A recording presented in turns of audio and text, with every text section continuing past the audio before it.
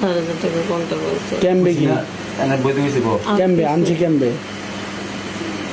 অনলাইনে মেয়া অনলাইনে ফেসবুকে পরিচয় হ্যাঁ কোন সময় ছিল সকাল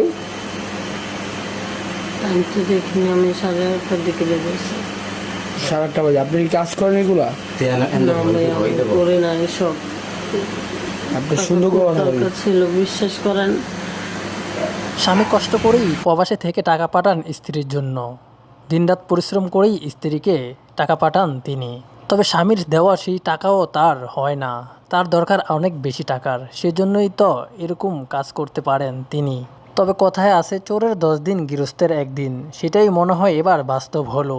ভেবেছিল হয়তোবা অনলাইনে কন্ট্যাক্ট করে এসব করলে কেউ জানবে না, তবে শেষ রক্ষা আর হলো না, ধরা পড়তেই হলো তাকে।